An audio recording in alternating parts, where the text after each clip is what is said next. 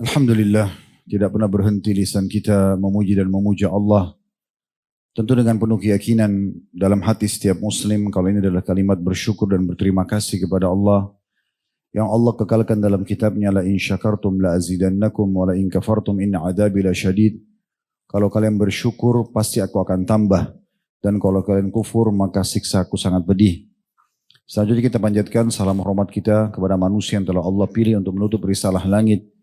Tidak lagi Nabi dan Rasul setelahnya, manusia yang paling pantas dijadikan sebagai suri tauladan yang telah Allah sempurnakan jalur nasabnya, fisiknya, ilmunya, serta juga mengucapkan satu kali salam hormat kepadanya akan dibalas 10 kali rahmat oleh Allah subhanahu wa ta'ala. Oleh karena itu selalulah menjadi orang yang mengucapkan salawat dan taslim kepada Nabi besar Muhammad sallallahu alaihi wa ala alihi wa sahbihi wasallam. Seperti biasa teman-teman sekalian, di pekan ketiga, di Rabu ketiga kita akan mengadakan tema inspirasi hijrah. Kita coba mendatangkan narasumber orang-orang yang sudah hijrah dengan tujuan beliau-beliau ini menyampaikan tentang bagaimana sebelum hijrah, bagaimana bisa mendapatkan hidayah sehingga hijrah, dan juga apa yang dilakukan sehingga bisa konsisten dan istiqamah setelah hijrah itu sendiri. Sudah berapa kali datang ke masjid kita ini di acara kita para mu'allaf, dan malam ini juga beliau salah satunya insyaAllah akan menyampaikan kepada teman-teman sekalian kisahnya. Dan juga ada kisah-kisah yang lain, ada yang mantan preman, ada yang pelaku riba dan segala macam. Dan alhamdulillah kita sudah diberikan taufik untuk mendengarkan dan juga mengambil pelajaran. Namun sebelum kita masuk berbicara dan berbincang dengan tamu kita, saya ingin menyampaikan bahwasanya agama yang Allah subhanahu wa ta'ala turunkan di muka bumi ini hanya satu dan tidak akan pernah berubah. Allah kekalkan dalam surah Al-Imran, inna ad-dina indallahil Islam. Sesungguhnya agama di sisi Allah hanya Islam. Sebagai seorang muslim kita sangat yakin semua nabi-nabi yang Allah utus agamanya muslim. Baik itu Nabi Isa, Nabi Musa, Nabi Daud dan nabi-nabi sebelumnya. Mereka adalah membawa satu misi agama, memperkenalkan satu Tuhan, hanya yang berbeda dalam syariat yang Allah tentukan dan Allah syariatkan. Tergantung sesuai dengan kausalitas dan haknya Allah secara mutlak untuk mengubah dan menambahkan serta mengulangi syariat tersebut.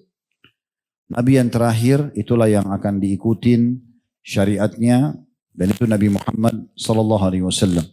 Makanya beliau mengatakan perumpamaan aku dengan nabi-nabi sebelumku ibarat seperti satu bangunan yang sangat indah. Orang-orang mengelilinginya lalu memuji-muji bangunan tersebut. Kemudian mereka menemukan ada satu batu bata yang belum diletakkan, dan mereka berkata, andai saja satu batu bata yang diletakkan maka akan sempurna bangunan ini. Maka beliau mengatakan sallallahu alaihi wasallam, akulah satu batu bata itu. Jadi beliau bukan membawa agama baru. Agama ini turun temurun dari Nabi Adam alaihissalam sampai Nabi Muhammad alaihi wassalam. Sekali lagi yang berbeda hanya dalam syariatnya. Dan karena agama ini adalah agama yang benar di sisi Allah, sebagaimana tadi sudah saya bacakan ayatnya, inna ad-dina indallahil Islam, agama di sisi Allah hanya Islam.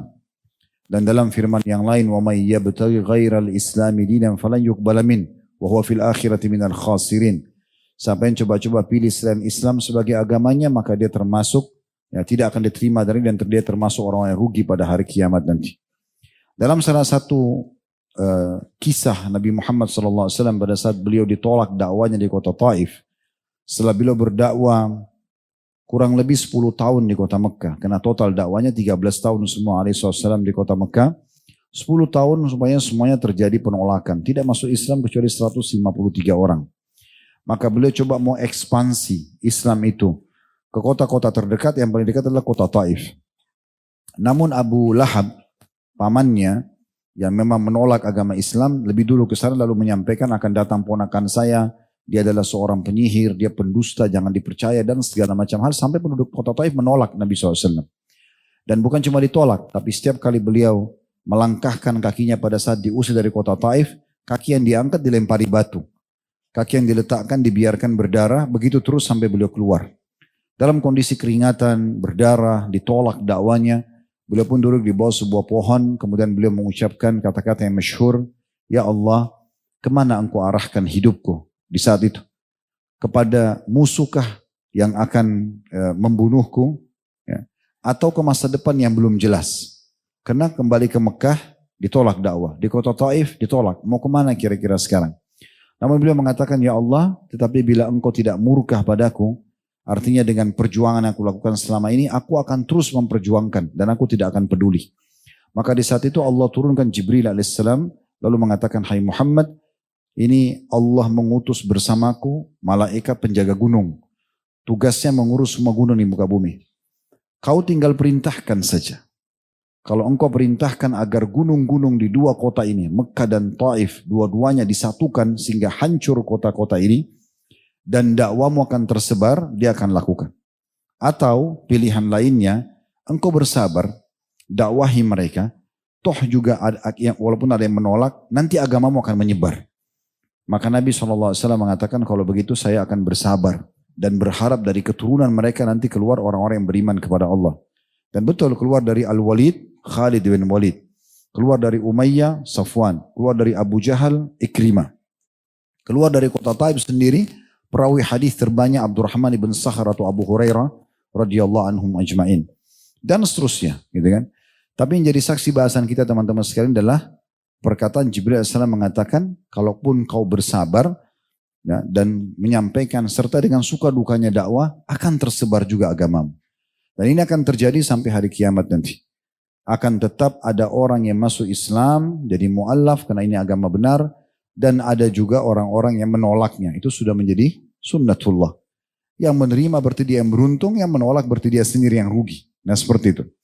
Dan insya Allah kesempatan ini kita akan dengarkan dari tamu kita, beliau akan memperkenalkan dirinya nanti insya Allah seperti biasa. Kita akan coba dengar bagaimana masuk Islamnya. Kemudian kira-kira setelah masuk Islam, apa saja aktivitasnya yang sekarang digeluti, kemudian bagaimana beliau mempertahankan keislamannya. Fadhal, kalau mau dikenalkan dirinya dulu. Alhamdulillah, malam ini bisa di sini dengan sesama muslim yang sebegitu ramainya Ustaz. Alhamdulillah. Masya Allah. Nama saya Wendy. Di teman-teman kemualafan mengenal nama saya Wendy Lofu. Alhamdulillah saya masih disayang sama Allah. Pendosa ini masih diberikan Allah kesempatan. Saya nggak tahu apa yang terjadi kalau saya dibenci sama Allah. Pintu hidayah saya ditutup. Allah Akbar. Afwan Ustaz. Ya, enggak apa-apa. Saya bukan terlahir muslim seperti kalian. Kami para mu'alaf punya rasa iri terhadap kalian yang terlahir dari Islam. Memiliki keluarga Islam. Ayah dan ibu Islam. Kami lebaran mau minta maaf ke siapa kami nggak tahu Ustaz. Itu yang saya iri dari teman-teman yang sudah terlahir Islam dari lahir. Boleh saya sebut agama sebelum? Boleh, silakan. Alhamdulillah. Semoga yang menonton ini Islam saja ya. Yang kafir kalau nonton jangan tersinggung. Saya terlahir dari mungkin masih orok, masih di perut ibu, sudah di sakramen. Alhamdulillah. Saya pernah di Katolik. Jadi dari belum lahir pun saya sudah menjadi pengikut Katolik. Ketika memasuki masa puber, saya pindah ke Kristen. Semata-mata mencari Tuhan. Pada waktu itu saya merasa saya mencari sesuatu yang kosong di hati saya. Setelah pindah ke Kristen, saya pindah lagi ke Buddha. Maksudnya dari Katolik ke Protestan? Ya. Oke. Kristen, masuk lagi ke Buddha. Setelah Buddha, masuk lagi ke Konghucu. Dan sebenarnya Islam itu bukan pilihan di hidup saya Ustaz. Wallahi ketika saya masih kafir, saya lebih suka menyebut kafir Ustaz, afwan. Ketika saya masih kafir, tidak terlintas di ide saya, di hati saya akan memilih Islam. Apa kira-kira sebabnya? Mungkin ini karena doktrin di hati saya dari kecil sampai saya besar. Saya tidak menyalahkan doktrin ini masuk, Ustaz. Saya tidak menyalahkan secara personal. Ini salah saya. Dari kecil saya ditanamkan, karena saya di Kalimantan Barat, mayoritas itu Tionghoa, Dayak, Melayu. Dan doktrin yang saya terima. Ya teman-teman biar tahu dulu, beliau dari suku Tionghoa ya? Ya. Oke, fadhal. Nah, ini Tionghoa asli keturunan dari Tiongkok ya. Alhamdulillah, saya didoktrin, saya tidak menyebutkan siapa yang mendoktrin.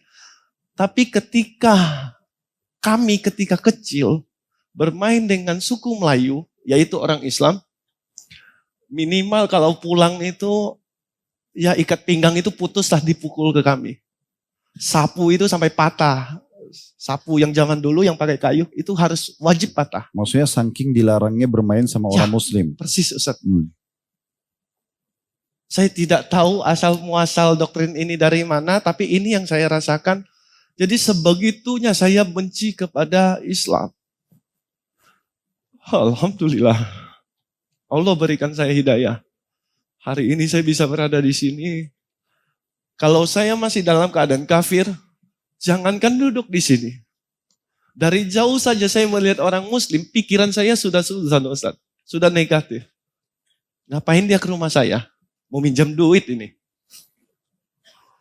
Padahal dia membawa makanan. Ini kisah nyata Ustaz. Dia membawa makanan, waktu itu lagi gulai kambing. Orang kurban, jadi ada sisa diberikan kepada saya. Dia berikan makanan pun niatnya udah baik. Di otak saya, jangan-jangan diracun ini. Itu bagian daripada doktrin yang ditanamkan. Ya seperti itu Ustaz.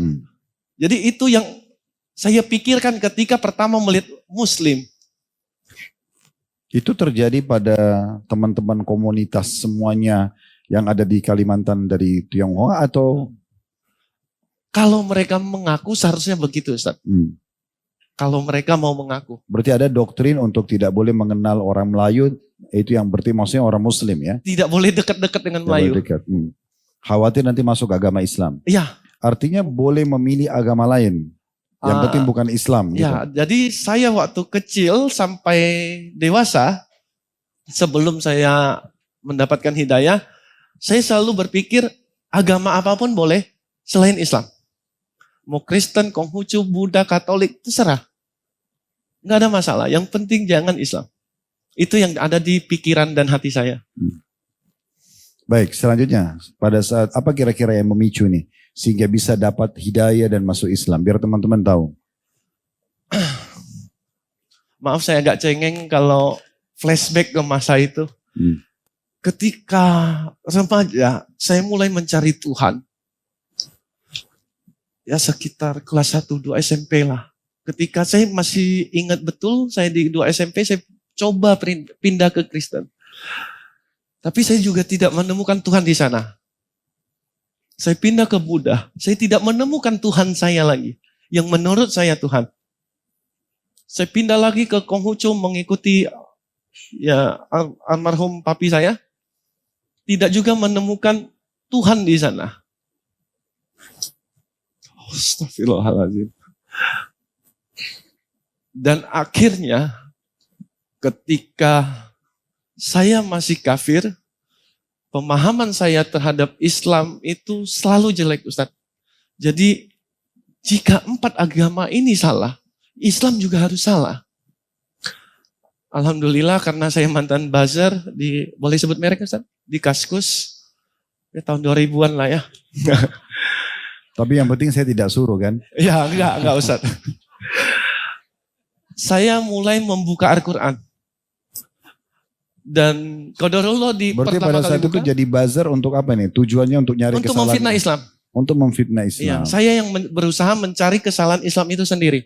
Dan niat saya dan tekad saya waktu itu sangat kuat. Ketika saya menemukan kesalahan, saya akan sebarkan di Kaskus.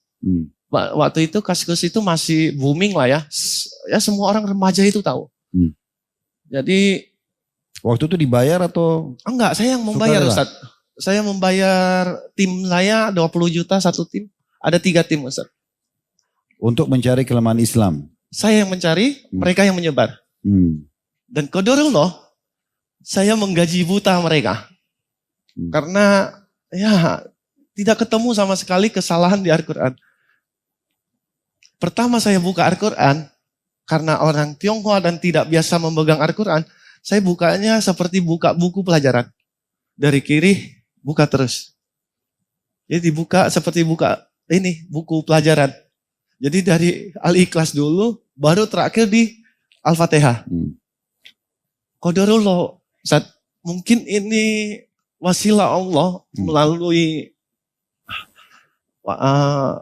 boleh dibilang abang angkat saya, namanya Mas Hendro. Ya dia berusaha meyakinkan saya ketika saya membaca Al-Quran.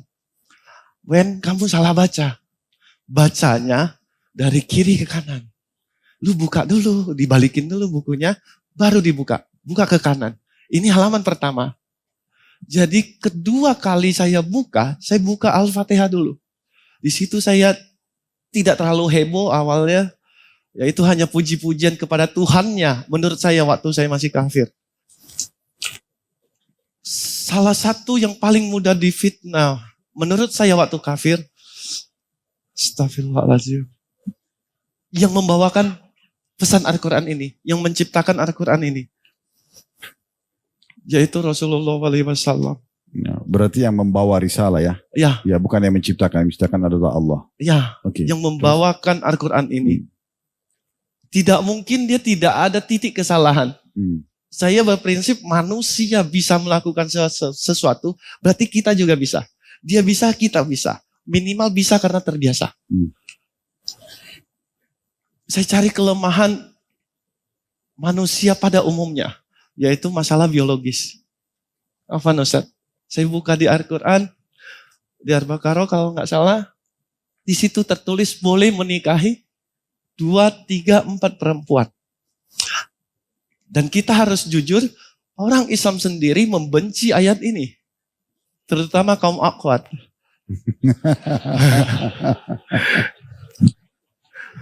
Kita harus mengakui ini. Sebagian. Ya. Alhamdulillah. Karena terbukti ada yang mau poligami. Ya. Alhamdulillah. Kalau antum umumkan nanti sini kesian, kecewa. Oh iya. Karena sini muka-mukanya mau poligami semua nih. Ada di pikiran saya, ya sekarang saya mengatakan itu bisikan setan. Saya berpikir ketika ayat ini diturunkan, semata-mata Rasulullah hanya ingin memuaskan nafsu birahi beliau. Oh, astagfirullahaladzim. Insya Allah ini semoga menjadi dakwah saya, menjadi amal soleh saya. Jadi saya mencari kenapa dia melakukan ini. Meskipun saya mau memfitnah Islam, orang Tionghoa punya prinsip tidak boleh melakukan hal yang tidak dilakukan oleh orang lain. Tidak boleh memberitakan berita bohong. Jadi saya mencari alasan kenapa dia melakukan ini. Alasan benarnya. Ya, dan alasan yang saya ciptakan sendirilah. Ya, alasan yang saya ciptakan itu karena dia hypersex. Allahu Akbar. Tapi ketika saya membuka rasio perbandingan lelaki dan perempuan, pada waktu itu untuk Indonesia saja, lelaki itu lebih sedikit daripada perempuan. Saya buka lagi ke Asia. Kembali lagi rasio lelaki lebih sedikit daripada perempuan. Perempuan lebih banyak. Saya buka lagi ke Indonesia. Saya hitung pelan-pelan tiap negara. Apa yang terjadi? Satu rasio lelaki berbanding 2,5 dan hari berikutnya 2,3. Berarti setiap satu lelaki ada 2 perempuan yang masih aktif untuk melahirkan anak. Jika seandainya ayat ini tidak diturunkan, maka ada 2,3 atau 2,5% dari ratio itu, wanita tidak memiliki suami.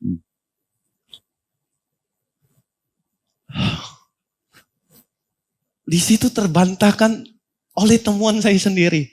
Yang awalnya ingin menunjukkan bahwa Rasulullah itu hypersex. Allah memudahkan saya untuk menghitung. Dalam sehari saya hitung, Ustaz. Saya ketemu jawabannya sendiri. Dan alhamdulillah saya tidak jadi untuk melakukan fitnah itu. Masya Allah. Dan saya mulai mencoba berpikir berada di masa itu. Di masa itu tidak seperti sekarang. Lampu saja tidak punya. Masih pakai mungkin kayu api, obor segala macam.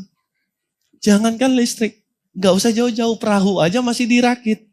Mau menyelam aja masih susah. Apalagi orang yang hidupnya di gurun. Kita lihat Mekah dan Madinah sangat jauh dari laut. Bagaimana ada seseorang yang berani mengatakan sesuatu hal yang dia tidak tahu. Contoh, ada api yang tidak bisa padam di dasar lautan. Ini kan kalimat yang sangat bodoh, yang kalian tidak pernah ke sana, tapi kalian berani mengatakan itu. Dan saya berusaha, mungkin ini saya dapat jawabannya. Mungkin ini fitnahan saya. Saya bisa memfitnah Rasulullah bahwa agama Islam ini bohong. Berarti ini penemuan yang lain. Ya. Selain dari tadi ayat tentang poligami, sekarang ada ayat tentang gunung berapi di lautan. Ya. Oke. Saya sudah menulis sebuah postingan untuk disebar ke buzzer-buzzer saya. Ini postingannya, ini ayatnya, ini kesalahan Islam. Bagaimana mungkin ada? Apa yang Allah lakukan? Allahu Akbar. Saya masuk ke rumah, saya istirahat. Mami saya tiba-tiba buka TV. Boleh sebut merek ya Ustaz? On the spot, kalau yang seumuran saya masih ingat on the spot. 7, masih ada? Saya udah nggak nonton TV soalnya. 7 keajaiban dunia. Umurnya sekarang 34. Ya. Alhamdulillah. Istri udah ada Ustaz, jangan.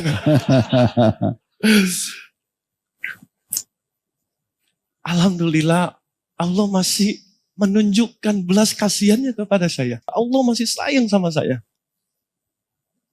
Ketika TV itu dibuka, di tayangan TV itu lagi menunjukkan ada penyelam lagi pakai palu menghancurkan larva di dasar lautan. Api itu tidak padam, air laut tidak habis. Mau fitnah pun nggak sanggup saya Ustaz. Dan banyak lagi hal-hal yang ingin saya fitnah. Termasuk gunung yang warna-warni. Logikanya dia di gurun, dia ngomongin tentang Cina. Nggak masuk akal. Daratan Cina dia berani ngomong gitu. Nggak masuk akal lah.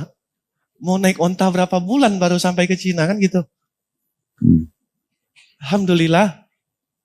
Ketika saya mau fitnah, saya coba cari di Google. Saya ketik gunung warna-warni. Langsung muncul fotonya. Di Gurun Sahara kalau nggak salahnya.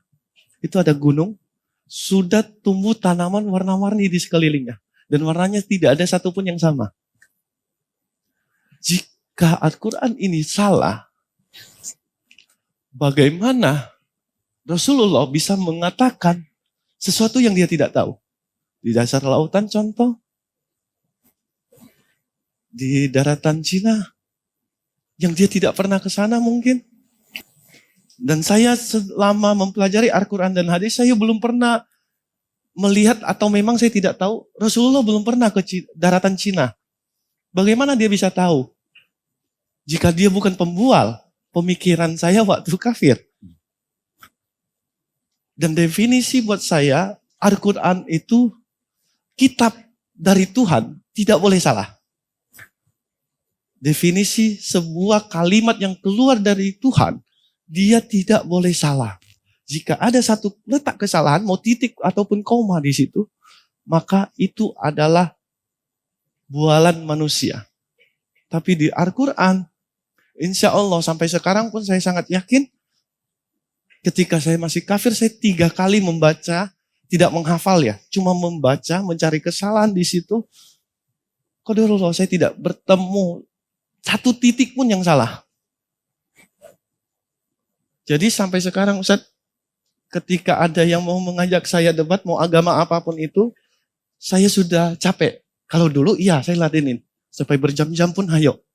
Tapi karena Coach Stephen rahimullah melarang saya untuk berdebat. Jadi satu kalimat pamungkas saya ketika ada yang menghubungi saya untuk debat, Ustadz. Saya dari agama lain? Iya, agama apapun itu. Saya cuma minta dia buktikan saja satu kesalahan di Al-Quran, saya ikut agama kalian. Ini bukan lemahnya iman saya, tapi saya hanya ingin membuktikan, saya saja 3 kali tidak menemukan kesalahan. Kalau antum bisa cari kesalahan di Al-Quran, bukan terjemahannya, tapi isi Al-Qurannya, kalau ada letak kesalahan, saya pindah, saya ikut agama kalian. Kalau sanggup menemukan. Buat saya Al-Quran itu udah final.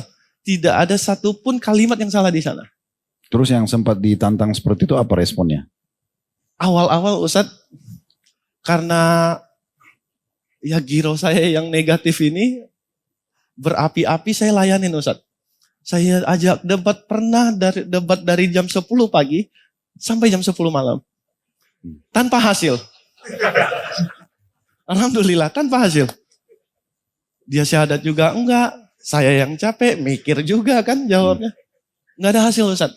Akhirnya dari ini ya, tapi Ustaz, dia tidak berusaha memang membuktikan kalau ada kesalahan Al-Quran misalnya. Selama ini hanya gerdakan sambal Ustaz. Jadi ya saya akan buktikan. Tapi sampai detik ini pun 127 kalau enggak salah. Kurang lebih lah atau mungkin bisa lebih, tidak mungkin kurang. Orang yang mengajak saya debat.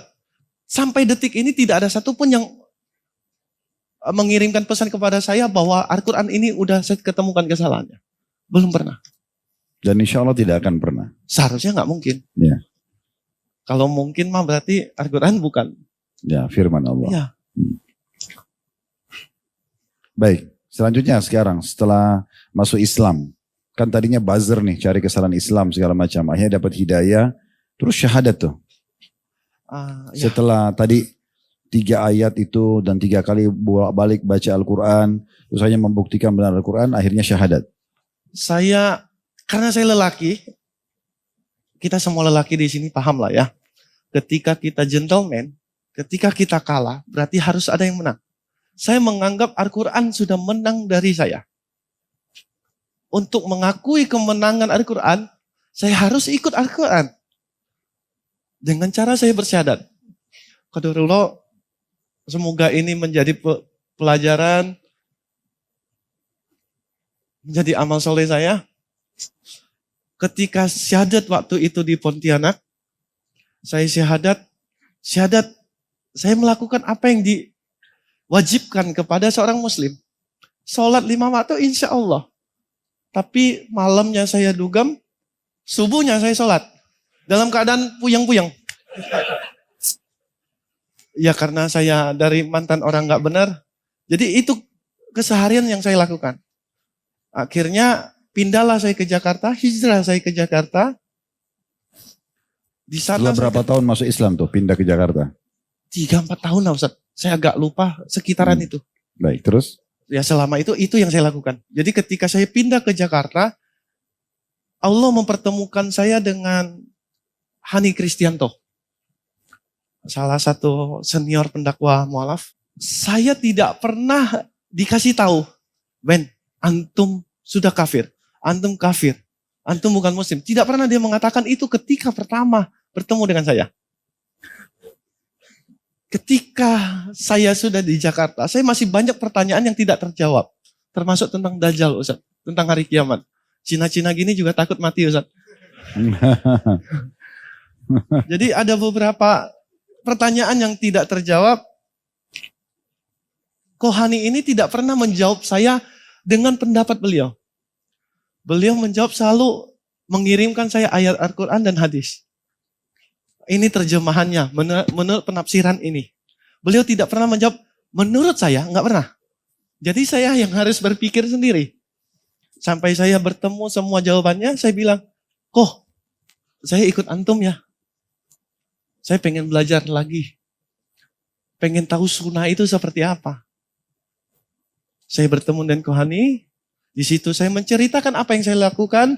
Malam sholat isya, selesai sholat isya buru-buru pergi dugam. Subuhnya sholat subuh. Sambil pusing-pusing gitu kan.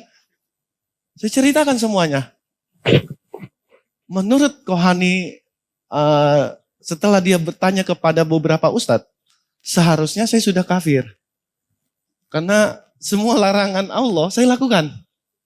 Jadi dia menyarankan saya, tidak memaksa, tapi menyarankan saya untuk bersyahadat ulang. Akhirnya saya niatkan untuk lebih baik lagi, untuk menjadi muslim yang lebih baik, meskipun gak baik-baik nih sampai sekarang, saya syahadat ulang. Tapi di poin itu sebenarnya tidak perlu syahadat ulang. Karena kan sholat masih dikerjakan kan. Sholat masih. Tadi kan dikatakan sholat isya tapi habis itu mabuk ya. Ya. Habis itu subuh sholat lagi. Ya insya Allah itu masih belum keluar dari Islam. Itu pelaku dosa besar yang dengan taubat nasuha sudah cukup. Alhamdulillah. Tapi oke, ini kan sudah terjadi qadar Allah, sudah syahadat lagi. Terus kemudian? Inilah hal terbesar dalam hidup saya. Ketika saya mulai mengenal sunnah, yang saya tahu itu ada namanya UKB. Orangnya nggak di sini kok, UKB. Saya hanya lihat di video, duduk di pojokan luar sana, dengar dari sound system aja. Jadi waktu itu pembahasan tentang cingkrang, tentang sunnah jenggot. Saya langsung memanjangkan jenggot kambing saya ini yang cuma di sini. Langsung saya potong semua celana saya. Wajib segini. 5 jari dari kaki. Saya harus menjadi muslim. Itu pikiran saya. Dan qadarullah, guru-guru saya, teman-teman saya yang pakai celana jeans, pakai celana di bawah mata kaki. Qadarullah, Ustadz, ini bukan salah Ustadz Khalid Basalamah, tapi salah saya. Saya yang bodoh, saya yang bebal. Padahal cuma bilang sunnah untuk cingkrang. Saya mengkafirkan orang yang tidak cingkrang.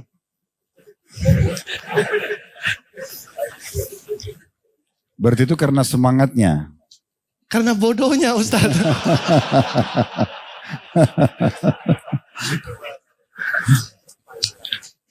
Alhamdulillah, akhirnya saya dipertemukan sama almarhum Ko Stephen Indrawi Bobo rahimullah.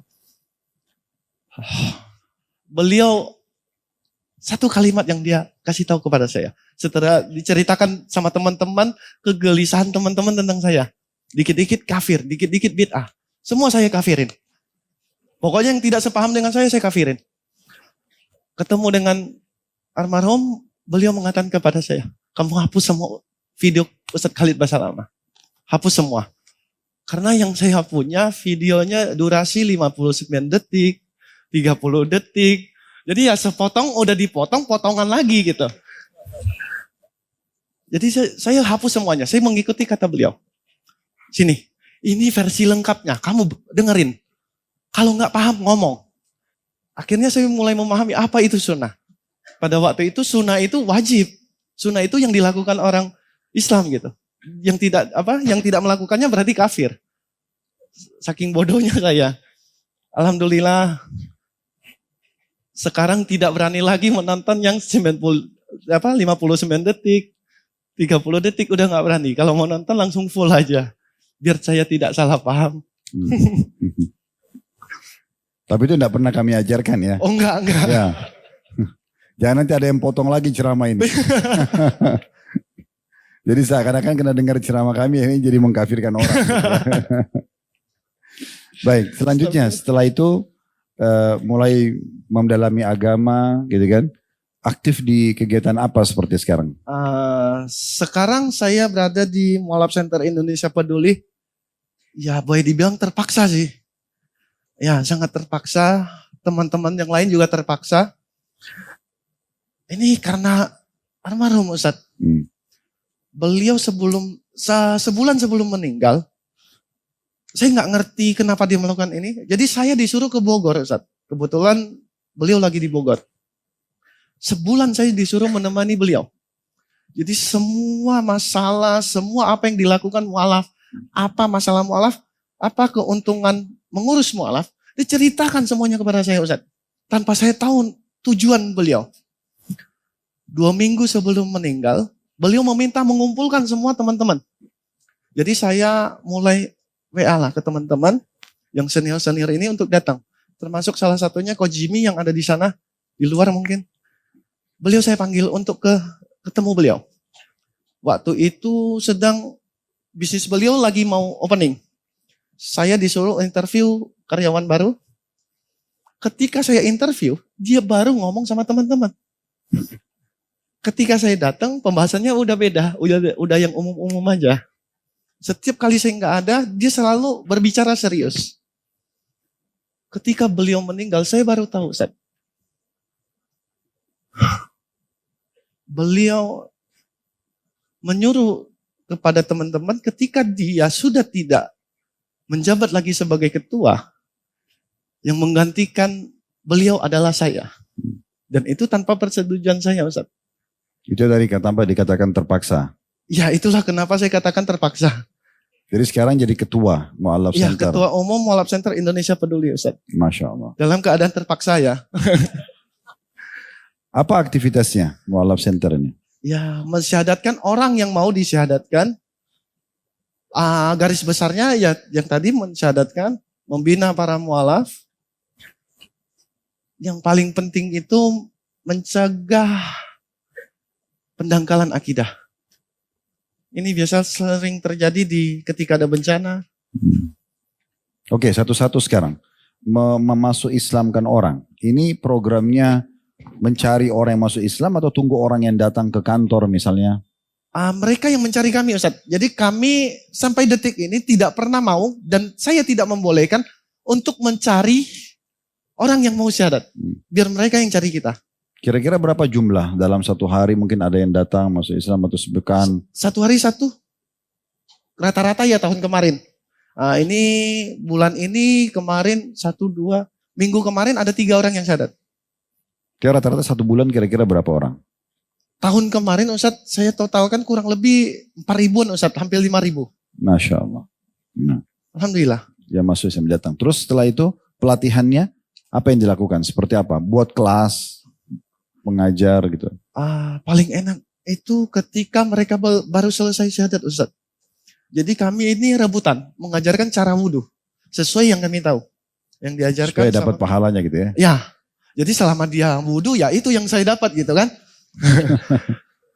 Kebetulan saya ketua nih. Kalian nggak boleh ya. Haram hukumnya kalian lakukan. Saya yang ngajarin gitu. Cuma ya bagian sholatnya ada ustadznya. Jadi ya memang ada ustadz-ustadz kami yang tidak mau dipanggil ustadz lah. Mereka mengajarkan cara sholat yang benar. Ruku itu harus gimana. Kadang-kadang ya ini yang kami lakukan. Mengikuti orang di masjid. Jadi ya orang salah ya ikut salah gitu. Jadi nggak sesuai tuntutan yang ada di hadis dan Al-Quran gitu. Ya, alhamdulillah sekarang kita perbaiki. Mualaf setelah saya jangan ada lagi yang wudhu aja salah gitu. Jadi, kalau yang selanjutnya tadi yang ketiga yang masalah menjaga kedangkalan akidah itu seperti apa maksudnya?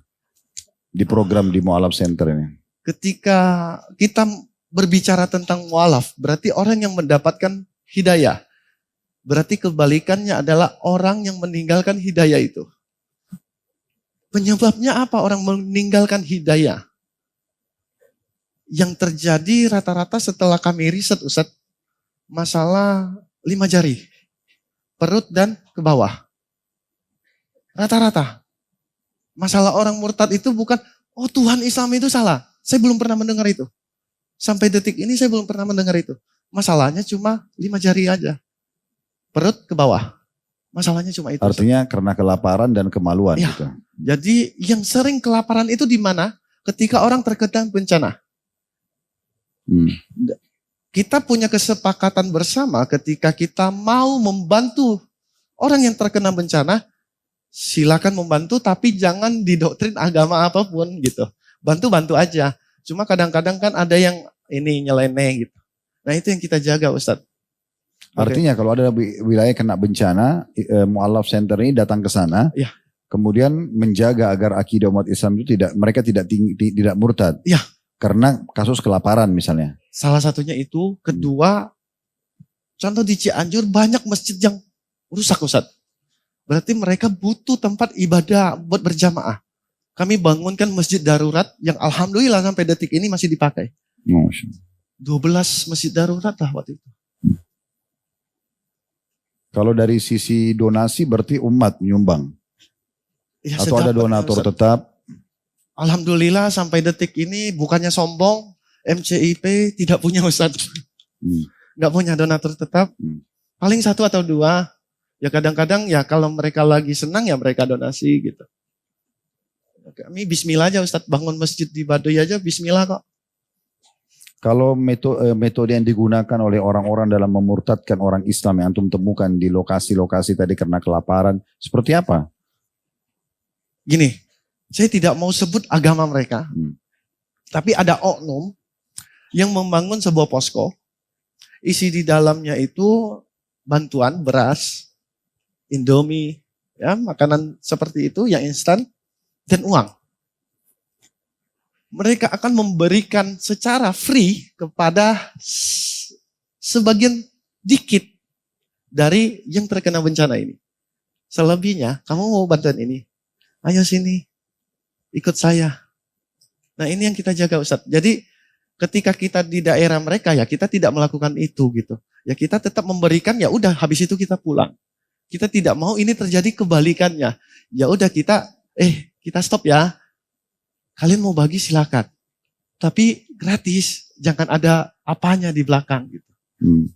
Baik, kalau misalnya ada orang yang sudah terlanjur gitu, terpengaruh, mereka murtad segala macam. Itu kan dari satu sisi dia baru mengancam ya. Kalau saya tidak dikasih 200 ribu saya akan murtad. Tapi ada nggak kasus misalnya keluarga muslim memang berhasil mereka murtadkan. Kemudian mungkin berikan pemahaman kembali, edukasi supaya mereka kembali ke Islam, itu ada? Ada beberapa kali, salah satunya orang berpengaruh di Jakarta Ustadz. Keluarganya, bukan dari dianya. Jadi ada seorang pramugara, fulana ini murtad dan dibawa ke Singapura. Dan ini berarti ada keinginan dia, yang seperti saya bilang tadi, 5 jari. Kalau nggak perut, ya di bawahnya itu. Jadi murtad, setelah murtad, orang tuanya menghubungi saya Ustadz. Si fulana ini orang tuanya menghubungi saya, minta tolong kepada saya. Ko Wendy bisa nggak tolongin anak saya agar kembali ke Islam? Jawaban saya selalu sama Ustadz. Saya tidak sanggup untuk membuat orang masuk Islam. Saya bukan Rasul. Rasul saja mau Islamkan pamannya nggak sanggup. Apalagi saya, pendosa, orang yang imannya kayak roda. Apalagi saya nggak sanggup saya bilang. Yang bisa ibu lakukan, sholat taubat. Anak ibu murtad, kenapa? Ada nggak ibu melakukan kesalahan? Nangis sejadi-jadinya. Iya kok, saya begini. Ya udah sholat. Minta sama Allah, Allah mudahkan dia mendapatkan hidayah kembali. Itu di tahun 2022 kalau tidak salah. Alhamdulillah tahun 2024 Januari kemarin saya WA ibunya.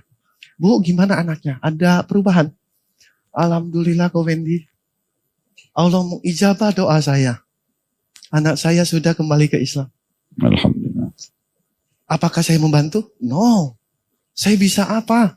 Allah yang membantu. Ada 2 Ustaz. Mensyahadatkan orang, berusaha membuat orang bersyahadat, dan membuat orang kembali ke Islam. Itu yang saya tidak bisa lakukan. Itu hak 100% Allah. Saya cuma perantara. Dari sekian ribu mu'allaf yang masuk Islam, kayak contoh tahun lalu kan sampai 4.000. Kira-kira dari sekian yang masuk Islam ini yang paling unik penyebab masuk Islamnya ada gak?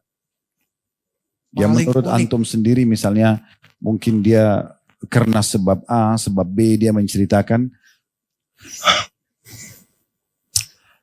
ada satu mualaf, dia berusaha untuk mengenal Islam Ustadz. Jadi dia berguru ke mana-mana. Berguru ke ustadz-ustadz, salah satunya di sini Ustadz. Saya suruh dia datang ke sini ketika dia masih kafir. Dia berusaha mencari orang untuk mengenalkan Islam kepada dia. Ternyata tak satu pun ustadz atau kiai yang sanggup membuat dia masuk Islam. Dan akhirnya tahun kemarin itu kejadiannya, saya lupa bulan berapa, pokoknya dari bulan 6 ke atas lah. Beliau menyatakan ingin syahadat. Saya bilang, udah ketemu orang yang mengenalkan Islam. Ustadz mana? Oh bukan ustadz. Terus, seorang pengemis kok. Saya masuk Islam karena seorang pengemis kok. Kenapa? Saya ngasih dia uang 50.000. Habis itu saya kembali lagi kasih dia 100.000. Tapi pengemis itu menolak uangnya. Marah dong dia. Dia cerita ke saya marah kok. Saya nanya, kenapa kamu menolak uang saya? Kamu kan ngemis. Rezeki saya adalah 50.000 ini. 100.000 ini silakan kasih ke yang berhak. Kepada teman-teman pengemis yang lain. Allah sudah memberikan saya 50.000 ini. Lewat jalur rezeki, beliau akhirnya mantap untuk bersyahadat. Masya Allah. Alhamdulillah. Baik teman-teman sekalian, jadi dari kisah yang cukup panjang tadi banyak kita bisa ambil pelajaran ya. Jadi yang pertama itu tentang masalah kebenaran agama Islam sendiri dan tidak ada keraguan, sehingga mau nggak mau kalau Allah sudah ingin tanamkan dalam hati seseorang ya seperti beliau, akhirnya yang tadinya bazar, benci Islam, mencari kesalahan, akhirnya terbalik untuk menjadi Muslim. Bukan cuma itu, menjadi Allah mudahkan menjadi ketua Mu'allaf Center yang masuk Islam di tangannya Masya Allah ribuan orang. Kemudian sekarang juga coba berjuang untuk mempertahankan akidah-akidah umat Islam yang mungkin di wilayah-wilayah bencana seringkali mereka bisa pindah agama. Ini semua berarti pelajaran-pelajaran penting yang bisa kita ambil tentang kebenaran Islam itu sendiri, dan tugas kita hanya berusaha, selebihnya hidayah di tangan Allah Subhanahu wa taala. Juga tadi tidak kalah penting orang yang masuk Islam atau anaknya yang murtad tadi, sehingga diajarkan agar berdoa kepada Allah, coba sholat taubat. Ini sebuah pelajaran juga penting, dan itu memang bisa saja terjadi ya. Kekuatan doa itu sangat luar biasa yang bisa menyebabkan orang walaupun sudah murtad bisa kembali kepada agama Islam. Dan dari sini sering kita titik beratkan di pengajian kita, kalau ada seseorang yang melakukan pelanggaran agama, jangan dibenci. Ya, jangan dibenci. Fisiknya, yang kita benci perbuatannya. Sehingga kita perangi, yang kita minta kepada Allah agar diperbaiki adalah perbuatan kesalahannya. Kayak dia mencuri, dia menipu, dia berzina, dia apa saja. Kita berdoa kepada Allah agar diberikan hidayah, dia meninggalkan itu dan kita menjadi penyebabnya. Sehingga kita bisa panen pahalanya. Ini pelajaran-pelajaran penting juga yang bisa kita ambil insya Allah. Sayang sekali kalau momen-momen penting seperti ini kita bisa ambil pelajaran, berkenalan dengan saudara kita, dan mempelajari sejarah hidup, apalagi orang dari non-muslim kepada Islam berlalu begitu saja. Jangan sampai teman-teman sekalian ini kita jadikan hanya seperti seremoni atau testimoni saja. Ya. Tadi di awal beliau sudah mengungkapkan kecemburuannya terhadap kita yang lahir dalam keadaan Islam. Itu berarti menandakan nikmat yang sangat besar kalau kita lahir dalam keadaan Islam, keluarga kita mayoritasnya Muslim, kita bisa sama-sama rame-rame beribadah, itu satu poin yang luar biasa. Kemudian juga pelajaran yang lain tentang masalah bagaimana orang kalau ingin mencari kesalahan Al-Quran, kesalahan Nabi Muhammad SAW sudah terbukti di depan mata kita. Beliau sebagai seorang praktisinya dulu, kemudian Allah justru jadikan berbalik menjadi penyebab hidayah. Dan memang Allah SWT sudah mengatakan dalam Al-Quran, la ya'tihil batil min baini yadayhi wala min khalfi. Al-Quran itu tidak akan mungkin ditemukan dari sisi manapun kekurangannya. Karena memang dia kitab dari Allah Subhanahu wa taala. Berapa banyak ayat Al-Quran di mana Allah menantang para pujangga-pujangga Quraisy dulu untuk mendatangkan ayat-ayat, satu ayat, 10 ayat saja seperti ayat Al-Quran mereka tidak mampu. Juga tentunya setelah dapat hidayah ternyata ada poin penting juga tadi ya. Di mana beliau walaupun sudah dapat hidayah masuk Islam, tetapi karena kurang berinteraksi dengan para ahli ilmu, para ulama, sehingga akhirnya beribadah tapi sambil masih berbuat dosa gitu kan. Mungkin hal ini tidak terjadi kalau orang itu baru masuk Islam, kemudian mereka terpandu bersama dengan para ulama-ulama yang benar gitu. Ini bukan tentang masalah menyalahkan kondisi keadaan, tapi kita sedang mengorek hikmah dan pelajarannya. Kemudian selanjutnya juga setelah itu ada pengulangan syahadat tadi dan sudah kita coba luruskan ya.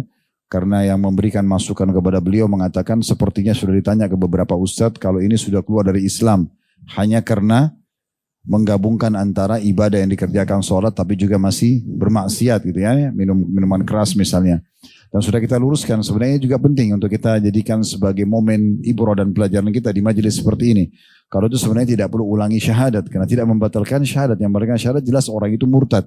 Walaupun dia hanya mengatakan saya keluar dari agama Islam sudah cukup untuk murtad gitu kan. Tapi kalau dia hanya melakukan perbuatan dosa besar, makanya namanya pelaku dosa besar. Mereka tinggal taubat nasuha. Begitu juga setelah itu akhirnya beliau mulai beraktivitas ya di Mu'allaf Center sebagai bentuk kepedulian. Bagaimana tadinya dia pun non muslim, kemudian ingin juga orang lain merasakan kenikmatan Islam sehingga bergabung. Dan kita sudah dengar tadi berapa banyak ribuan orang yang masuk Islam. Dan salah satu kisah unik tadi, terakhir orang yang masuk Islam ya dengan cara justru tersentuh dari seorang yang fakir miskin. Juga saya ingin kasus tadi yang beliau rasakan karena semangatnya pada saat sudah mengenal Islam, sudah mengenal sunnah, akhirnya mendengarkan potongan-potongan ceramah dengan sekedar mendengar tanpa terpandu dengan benar, tanpa mengikuti cuplikan yang lengkap, sehingga digabungkan dengan semangat ingin menerapkan Islam sampai akhirnya salah dan keliru. Ya, sempat mengkafirkan orang kalau misalnya tidak memelihara jenggot dan seterusnya. Dan ini pemahaman yang keliru dan alhamdulillah sudah diluruskan tadi ya oleh Coach Stephen tadi ya. Ya. Dan akhirnya sekarang sudah tidak begitu kan? Insya Allah. Alhamdulillah. Ya, jadi jangan sampai nanti orang juga memahami, oh ternyata memang mengikuti pengajian-pengajian seperti kita ini akhirnya mengkafirkan orang. Sebenarnya bukan, tapi itu inisiatif dari antum sendiri ya. Iya. Ya, sudah ada pengakuan. Ya, dan cukup banyak tadi hikmah-hikmah yang bisa kita ambil juga ayat-ayat Al-Quran 3 kejadian besar tadi ya tentang masalah ayat poligami, kemudian ayat tentang gunung berapi, kemudian tentang gunung yang berwarna-warni dan akhirnya membuat beliau tersentuh untuk mengakui kemenangan Al-Quran dan akhirnya masuk Islam ya. Dan sekian banyak mungkin hikmah yang bisa kita ambil. Memang teman-teman sekalian setiap kali kita bicara masalah keimanan ya, pasti kekufuran akan melawannya kan gitu. Setiap kita bicara tentang kedermawanan, kekikiran akan melawan. Orang yang kikir tidak mau terima itu ya. Setiap kita bicara tentang sunnah, pasti bid'ah akan melawan. Kan begitu? Itu otomatis itu.